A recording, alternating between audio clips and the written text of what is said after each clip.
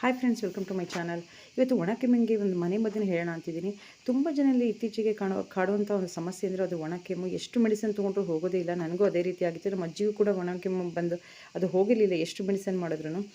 ಇದಕ್ಕೆ ಮನೇಲಿ ಮಾಡಿದಂಥ ಒಂದು ಮನೆ ಮದ್ದಿಂದ ನನಗೆ ವಾಸಿ ಆಯಿತು. ಅದು ನಿಮ್ಮ ಜೊತೆ ಶೇರ್ ಮಾಡ್ಕೊಳ್ಳೋ ಅಂತಿದ್ದೀನಿ.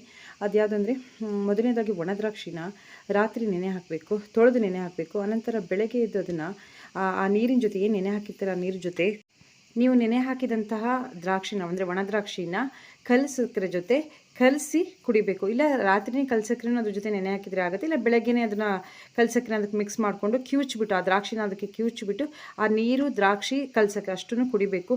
ನೀವೊಂದು 5 ದಿನ ಈ ರೀತಿ ಮಾಡೋದ್ರಿಂದ ಖಂಡಿತವಾಗಿ ಸ್ಟಾಪ್ ಆಗ್ತದೆ ಒಣಕೆಮ್ಮು. ಈಗ ಇನ್ನೊಂದು ಮನೆ ಮದ್ದನ್ನು ಹೇಳ್ತೀನಿ. ಇದು ಕೂಡ ಒಳ್ಳೆಯ ರೆಮಿಡಿನೇ. ಮೊದಲನೇದಾಗಿ ಈರುಳ್ಳಿ ಮತ್ತು ಬೆಲ್ಲ, ಈರುಳ್ಳಿ ಜೊತೆ ಬೆಲ್ಲನ ತಿನ್ನೋದ್ರಿಂದ ಒಣಕೆಮ್ಮು ಕಡಿಮೆ ಆಗ್ತದೆ. ಕೆಲವರು ಈರುಳ್ಳಿನ ತುಪ್ಪದಲ್ಲಿ ಹುರಿದು ಕೂಡ ತಿಂತಾರೆ.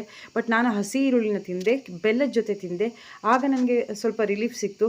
ಅಂದರೆ ಅದನ್ನು ನೀವು ಈರುಳ್ಳಿ ಖಾರ ಇದೆ ಅಂತ ಹಾಗೆ ಬಿಟ್ಬಿಡ್ಬಾರ್ದು. ಈರುಳ್ಳಿ ಪ್ಲಸ್ ಬೆಲ್ಲನ ಚೆನ್ನಾಗಿ ಜಗಿದು ತಿನ್ನಬೇಕು. ಒಂದು 4-5 ದಿನ ನೀವು ಹಾಗೆ ಮಾಡಿದರೆ ಖಂಡಿತ ಒಣಕೆಮ್ಮು ಕಡಿಮೆ ಆಗ್ತದೆ.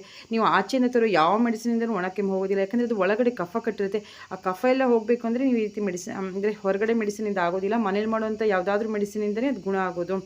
ಮತ್ತು ಈ ರೀತಿ ನಾನು ಏನು ಹೇಳ್ತೀನಿ ಅದನ್ನು ಪ್ರಯೋಗ ಮಾಡಿ ನೋಡಿ, ಖಂಡಿತ ನಿಮಗೆ ಗುಣ ಆಗ್ತದೆ. ಬೇರೆ ಯಾವುದರಿಂದಲೂ ಅದು ಗುಣ ಆಗೋದಿಲ್ಲ.